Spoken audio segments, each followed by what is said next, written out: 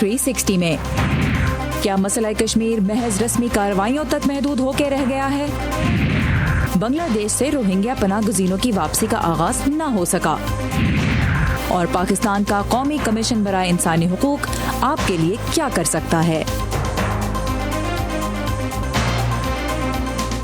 ये है voice of America की पेशकश व्यू 360। मैं हूं आपकी मेज़बान सारा जमान। अमेरिका ने सऊदी सहाफ़ी जमाल खशोगी के कत्ल में मुलव्वस होने के शुबे में 17 सऊदी ओहदेदारों पर पाबंदियां लागू कर दी हैं। जमाल खशोगी 2 अक्टूबर को इस्तांबुल के सऊदी कौंसल खाने में दाखिल हुए थे, जहां उन्हें कत्ल कर दिया गया। अमेरिका की जानिब से लागू होने वाली पाबंदियों की तफसीलात लेकर आए हैं असद खालिद। असदुल्लाह खालिद, बताइए क्या तफसीलात हैं, क्या कहा है अमेरिकी ओहदेदारों ने? थैंक यू सारा। अभी तक अमरीकी अहदेदारों की तरफ से जो स्टेटमेंट्स आ रही हैं, सऊदी ने पहले जो है वो 11 लोगों की निशानदेही की। उसके बाद हमने देखा कि जो अमरीका की तरफ से डिटेल्स आई उसके मुताबिक उन 11 लोगों को उनके सफ़री दस्तावेज़ात पर, उनके सफ़र पर अमरीका के लिए पाबंदियाँ लगाई गई।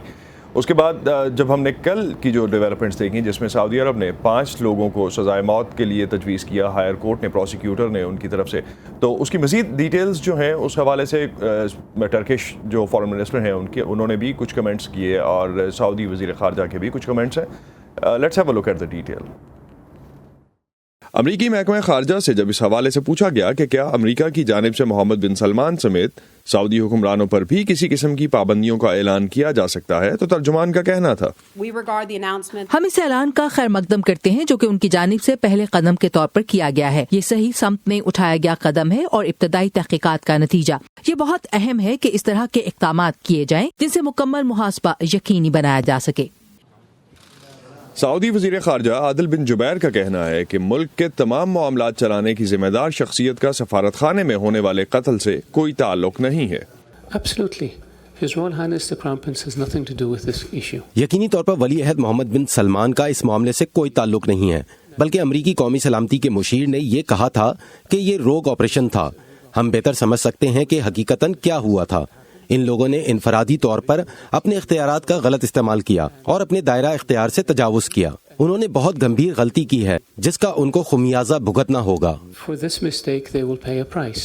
सऊदी अरब ने इस बात का एतराफ़ किया है कि खशोगी को कत्ल करके उनकी लाश ज़ाया कर दी गई थी, लेकिन अब तक उनकी बाकियात के हवाले से कोई मालूमात नहीं दी गई। सऊदी नकादों, जिनमें तुर्की के वज़ीर ख़ारजा भी शामिल हैं, ने कहा है कि सऊदी अरब ने इस हवाले से कोई ख़ास इक़दामात नहीं किए। आज के बयान में ये कहा गया है कि उन लोगों के खिलाफ इकदामात किए गए हैं जिन लोगों ने कत्ल के अहकामात दिए थे। हम समझते हैं कि ये सब बेहतर इकदामात हैं, लेकिन नाकाफी हैं, बल्कि उन लोगों के बारे में भी मालूमात सामने आनी चाहिए जिन्होंने इस कत्ल के अहकामात दिए और इस काम को अंजाम दिया। सदर डोनाल्ड ट्रंप ने वाज़ेह किया है कि वो कत्ल के हवाले से अमरीका के किसी भी रद्द अमल में रियाद को अमरीकी हथियारों की फरोख्त को भी सामने रखेंगे। कुछ तज्जियाकारों का कहना है कि अमेरिका को दुनिया की मईशत के लिए सऊदी तेल की अहमियत पर गौर करने की जरूरत है और ऐसे इक़दामात से बचने की जरूरत है जो सऊदी अरब को गैर मुस्तहकम कर सकते हैं। We also believe, or at least I believe, that the alternative to MBS in Saudi Arabia is very uncertain. इंसानी हुकूक के एडवोकेट्स इस अंदोना कत्ल के खिलाफ फैसला कुन अमरीकी और बैनुल अक़वामी रद्द अमल का मुतालबा कर रहे हैं। उनका कहना है कि यह कत्ल रियासती दहशतगर्दी के बराबर है। सैंडी शैन के साथ Asadullah Khalid, voice of America. और सारा दूसरी साइड पे जो डेवलपमेंट्स हम देख रहे हैं, मीडिया रिपोर्ट्स जो इस वक्त वाशिंगटन में आ रही हैं, उसके मुताबिक एक बैक चैनल डिप्लोमेसी चल रही है, जो बैक एंड पे जो टॉक्स चल रही हैं टर्की के साथ, कि टर्की को कुछ हद तक खामोश करवाने के लिए फतेह गोलान का जो काफ़ी पुराना एक कज़िया है, जो हमने देखा अब तक, इससे पहले भी डिस्कस होता रहा है। टर्की चाह रहा था कि फतेह गोलान को टर्की के हवाले किया जाए और उस हवालगी के लिए इवन दो के फॉर्मल रिक्वेस्ट को जनरेट नहीं की गई थी। इस हवाले से जॉन कैरी की स्टेटमेंट्स भी 2015-16 में भी रही थी, जब ख़ास तौर पे कू हुआ था टर्की में।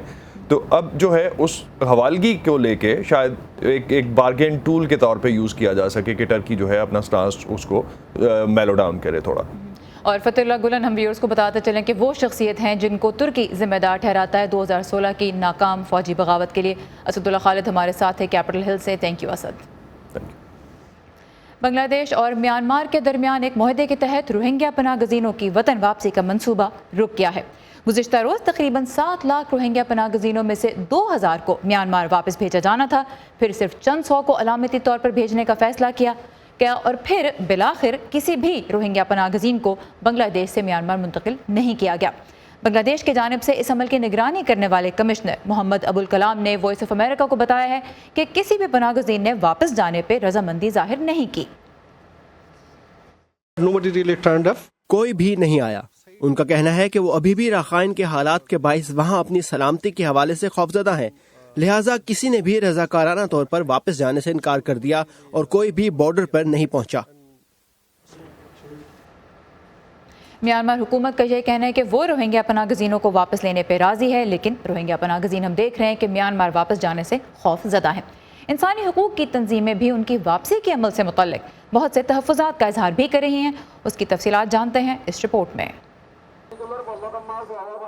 بنگلہ دیش میں روہنگیا مسلمانوں کے اس پناہ گزین کیمپ میں خوف و ہراس کی کیفیت ہے۔ یہ افراد میانمار بھیجے جانے کے امکان پر پریشان ہیں۔ ان میں سے اکثر واپس نہیں جانا چاہتے۔ میانمار میں ہم پر تشدد کیا گیا، ہمارا قتل عام ہوا، اسی لیے ہم یہاں آ گئے تحفظ اور انصاف کے لیے۔ ہمیں صرف اپنے حقوق چاہیے۔ اگر ہمیں شہریت مل جائے تو ملک بدری کی ضرورت نہیں رہے گی، جیسے ہم یہاں آئے تھے خود ہی واپس چلے جائیں گے۔ 2017 سے اب تک لاکھوں روہنگیا افراد میانمار فوج کے ہاتھوں قتل و غارت گری سے بچنے کے لیے ملک چھوڑنے پر مجبور ہو گئے۔ گزشتہ ماہ بنگلہ دیش اور میانمار حکومتوں کی جانب سے روہنگیا کی واپسی کا اعلان کیا گیا، تاہم ہیومن رائٹس واچ اسے اجلت میں لیا گیا فیصلہ قرار دے رہی ہے۔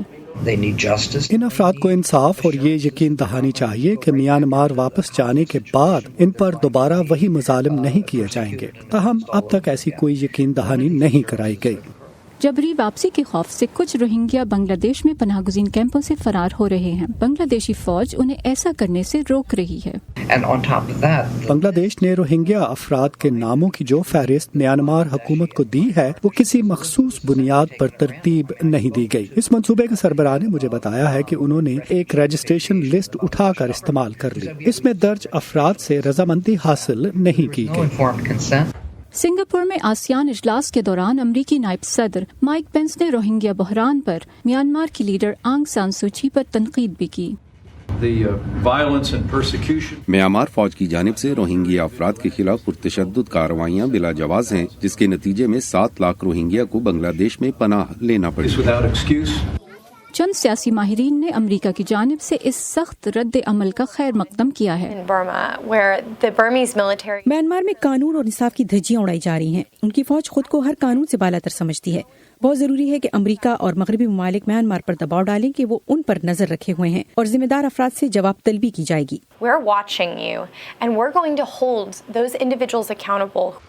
میانمار حکومت روہنگیا پر مظالم کی تردید کرتی آئی ہے۔ ان کا کہنا ہے کہ 2017 میں روہنگیا شدت پسندوں کے حملوں کے جواب میں یہ فوجی کارروائیاں کی گئیں۔ بل گیلو کے ساتھ فائزہ بخاری، وائس آف امریکہ۔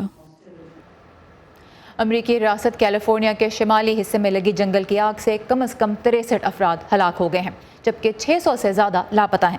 8 اکتوبر سے بھڑکنے والی اس بدترین آگ سے ہزاروں گھر اور عمارتیں جل کر خاک ہو چکے ہیں۔ سونگھنے والے کتوں کی مدد سے ملبے میں لاشیں تلاش کی جا رہی ہیں۔ آگ پر صرف 40% تک قابو پایا جا سکا ہے۔ دوسری جانب ریاست کے جنوبی حصے میں بھی ایک آگ بھڑک رہی ہے اور اس سے بھی اب تک کم از کم 3 افراد ہلاک ہو چکے ہیں۔ تازہ ترین خبریں، اہم واقعات، آڈیو ویڈیو رپورٹس اور تجزیے دیکھنے، سننے اور پڑھنے کے لیے ڈاؤن لوڈ کیجیے VOA اردو کی نئی ایپ۔ خبریں اب ہر وقت آپ کی مٹھی میں۔ مسئلہ کشمیر اتنا ہی پرانا ہے جتنا پاکستان کا وجود۔ اب اس مسئلے کے کئی پہلو ہیں، لیکن اس سے جڑے کچھ واقعات اب ایک ایسا معمول بن گئے ہیں کہ تجزیہ کار ان کے بارے میں پہلے سے ہی بتا سکتے ہیں۔ واگا بارڈر پر ہونے والی رسم کی طرح کشمیر بھی پاکستان اور بھارت کے درمیان کچھ چیزیں وہاں پہ رسمی ہو کے رہ گئی ہیں۔ تفصیلات لے کر آئے ہیں ندیم یعقوب۔ لائن آف کنٹرول کے دونوں طرف عام شہریوں کے لیے دونوں ممالک کی فورسز کے درمیان فائرنگ کے واقعات اور جھڑپیں روزانہ کا معمول ہیں۔ دونوں ممالک کے عوام سال ہر سال سے بھارت کے زیر انتظام کشمیر میں علیحدگی پسندوں کی جانب سے سیکیورٹی فورسز پر پتھر پھینکنے کی تصویریں دیکھتے آ رہے ہیں۔ अगर एक मुल्क में दूसरे की कार्रवाई पर एहतजाज होता है तो इसी तरह दूसरे मुल्क में भी होता है। कभी सियासतदान कश्मीर के बारे में ज्यादा कौम परस्त बयानात देना शुरू कर देते हैं और कभी बिल्कुल खामोश हो जाते हैं। वक्तन फवक्तन तनाव कम करने की गरज से दोनों ममालिक के वफूद एक दूसरे से मिल भी लेते हैं, मगर तजियाकार समझते हैं कि पाकिस्तान की जानिब से कश्मीर के मामलात के फैसले सियासतदान नहीं करते। अगर आप पिछले 20 साल को देखें तो आपको पता चलेगा कि जब भी किसी सिविलियन हुकूमत ने भारत के साथ अमन की बात की तो सिक्योरिटी एस्टेब्लिशमेंट मसला कश्मीर को बढ़ावा देकर उन कोशिशों को नाकाम बना देती है। इसके बरक्स हमने मुशर्रफ दौर में देखा कि जब वो अमन के ख्वाहिशमंद होते हैं और समझते हैं कि मुल्क को फ़ायदा होगा और उनके इमेज के लिए अच्छा होगा तो मुआवदाना रुझान में खातिर खा कमी आ जाती है। तो ये सियासी फैसले होते हैं और गैर रियासती अनासर हुकूमतों की ख्वाहिश के मुताबिक किरदार अदा करते हैं। ताहम लाइन ऑफ कंट्रोल के दोनों अतराफ में कुछ चीजें रोजाना की बुनियाद पर इस तवातर से होती हैं कि आपको लगता है जैसे ये रस्मन हो रहा हो। एक फरीक के फौजी दस्ते दुश्मन की जानिब कुछ फायर करते हैं तो जवाब में दूसरे फरीक की फोर्सेस उसी तरह के फायर करती हैं। भारत के जेर इंतजाम कश्मीर में जब दबाव बढ़ जाए तो सिक्योरिटी फोर्सेस मुजाहिरीन पर कभी असली और कभी नकली गोलियां चलाते हैं या आंसू गैस फेंकते हैं। कुछ इलाकों में घर घर की तलाशी भी एक मामूल है। श्रीनगर में दिन ढलने पर सिक्योरिटी फोर्सेस जब बैरकों में वापस जाती हैं तो कुछ देर के लिए नौजवान उन पर पथराव करते हैं और फिर शाम की अजान के बाद सब खामोश हो जाता है।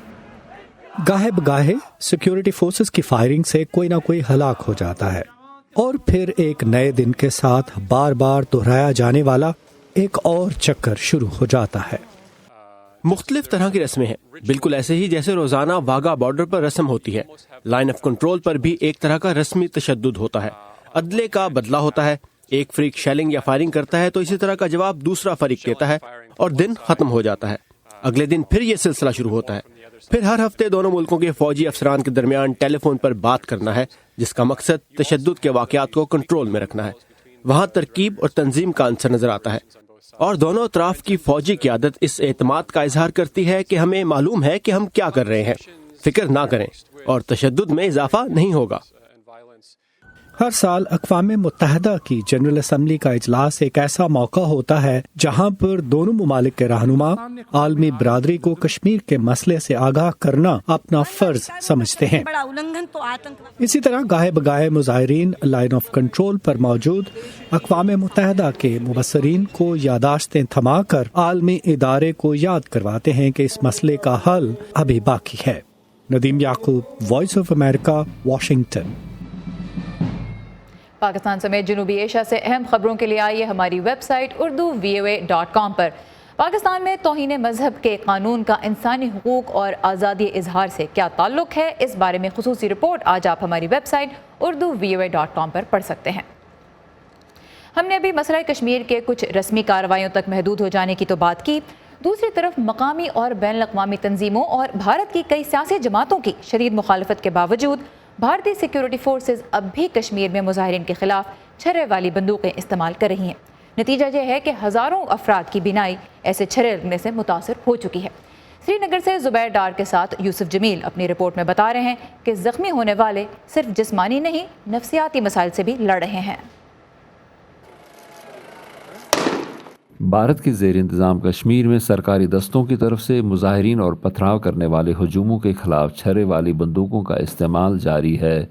हालांकि एमनेस्टी इंटरनेशनल समेत कई बैनुल-अक़वामी और मकामी इंसानी हकूक़ तंजीमें और हिज़्ब इख्तिलाफ की जमातें इसके मुहलिक नताइज के पेश नज़र हुकूमत पर इस हथियार का इस्तेमाल फौरी तौर पर बंद करने पर जोर दे रही हैं।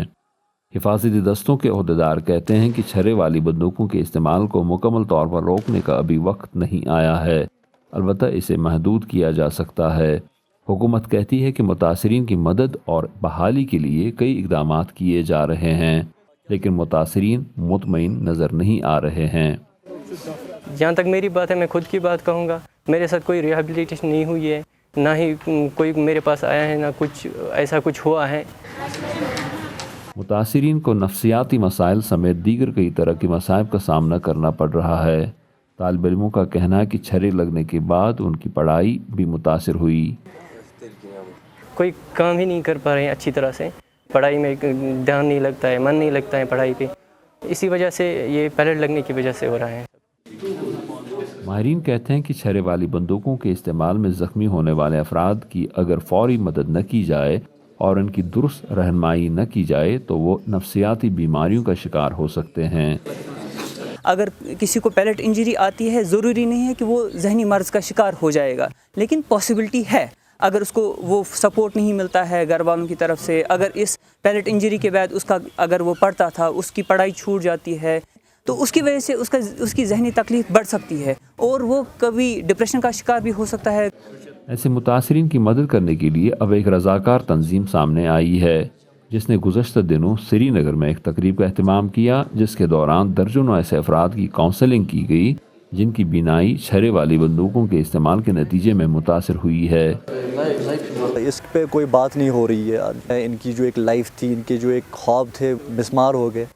تو ہم چاہتے ہیں کہ ایک نئی امید جگہ ان میں۔ There are almost as younger as 8-year-old kid who has suffered from the pellets.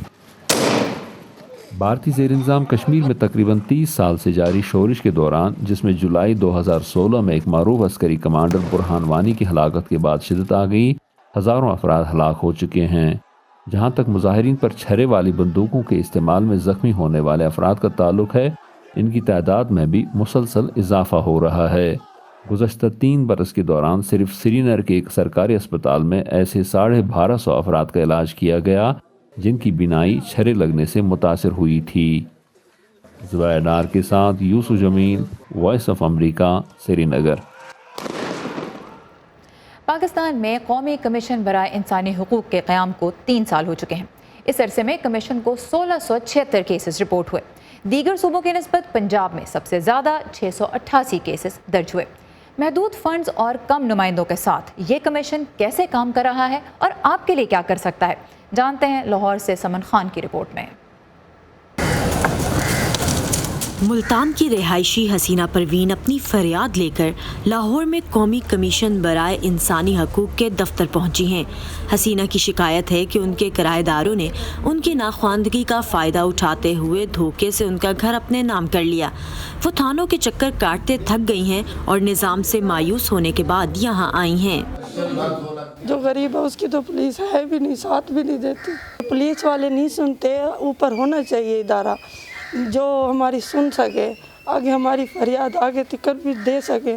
اب مجھے یہاں پتہ چلا ہے ادارہ یہ اچھی، میں تو کس چیز سے بھی نہیں ڈری، جو چیز مجھے بیچنی پڑی اپنی میں بیچ کے یہاں تک آئی ہوں۔ National commission for human rights act 2012 کے تحت یہ کمیشن 2016 میں وجود میں آیا۔ خواتین کے ساتھ جنسی زیادتی کا معاملہ ہو یا چائلڈ ابیوز کا مسئلہ، زمین جائیداد کے حصول میں ناانصافی ہو، پولیس سے پریشانی یا نظام صحت اور تعلیم سے شکایت، یہاں سب کی سنوائی ہوتی ہے۔ ہماری یہ پاور ہے کہ ہم سو موٹو بھی لے سکتے ہیں کسی بھی وائلیشن کا۔ ہم اخبار میں دیکھتے ہیں کوئی ایسی چیز رپورٹ ہوئی ہے تو ہم اس کا نوٹس لے سکتے ہیں۔ اگر انویسٹیگیشن میں ہمیں نظر آتا ہے کہ یہ کیس جو ہے کنسرن ڈپارٹمنٹ کو یا کنسرن ایجنسی کو بھیجتے ہیں ان کے کمنٹس کے لیے کہ ان کی رپورٹ کیا ہے اس کے اوپر۔ اگر تو کمپلیننٹ سیٹسفائیڈ ہے اس رپورٹ سے تو اٹس اوکے، اگر نہیں تو پھر ہم اس کو ہیئرنگ میں بلا لیتے ہیں۔ کمیشن کا دائرہ اختیار وسیع ہے، اس کے وسائل کافی محدود ہیں۔ کمیشن کا ہیڈ آفس اسلام آباد میں ہے، جبکہ ہر صوبے میں صرف 1 ممبر اور 2 فیلڈ آفیسرز تعینات ہیں۔ یہ پورے صوبے سے آئی شکایتوں کے حل کے لیے بظاہر کم ہیں۔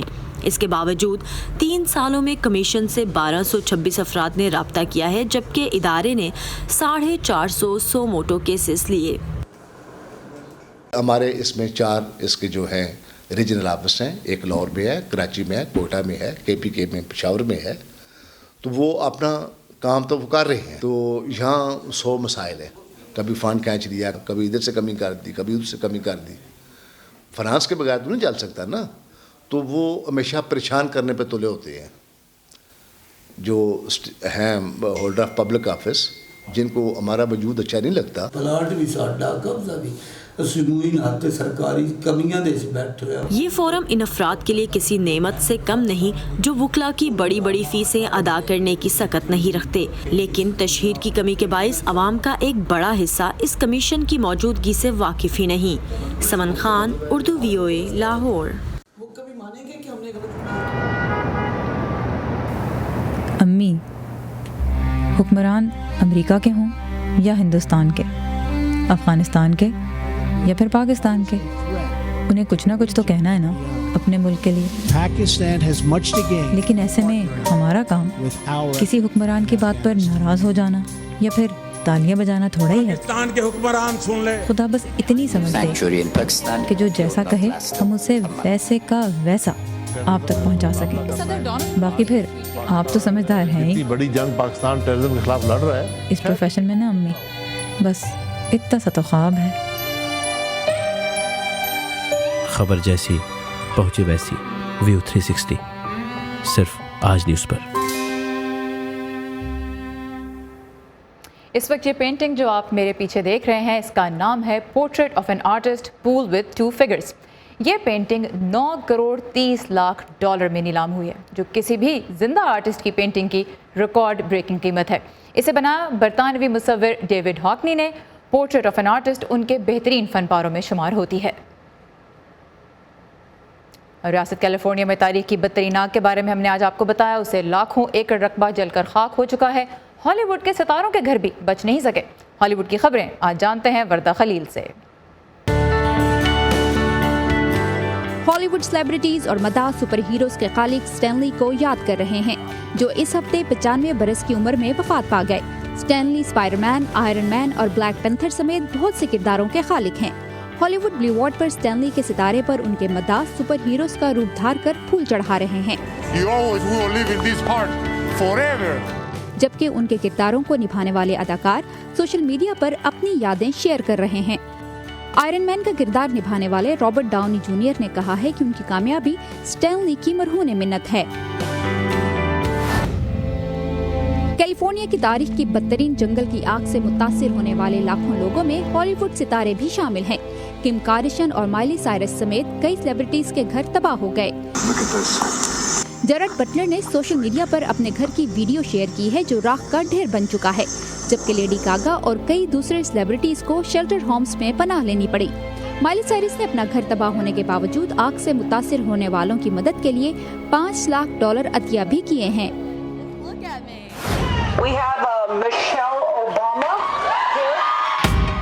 साबिक अमरीकी खातून अव्वल मिशेल ओबामा इन दिनों अपनी किताब बिकमिंग की तशहीर में मसरूफ हैं।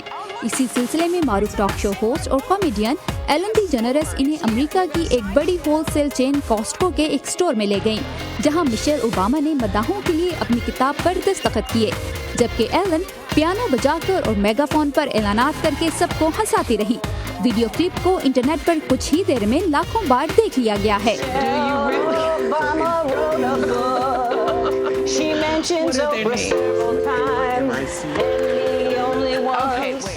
वर्दा खलील, वॉइस ऑफ अमेरिका। इसी के साथ खत्म होता है हमारा आज का व्यू 360। फीडबैक के लिए आइए facebook.com/VOA उर्दू के पेज पर। इस पेज पे अब आप मेरा हफ्तावार वीडियो ब्लॉग या वीलॉग भी देख सकते हैं और उसके जरिए अपने कमेंट्स भी मेरे साथ शेयर कर सकते हैं। ताज़ा तरीन खबरों के लिए आप जब चाहें लॉग ऑन कीजिए हमारी वेबसाइट urduvoa.com पर। सारे ज़मान को इजाज़त दीजिए। खुदा हाफिज़।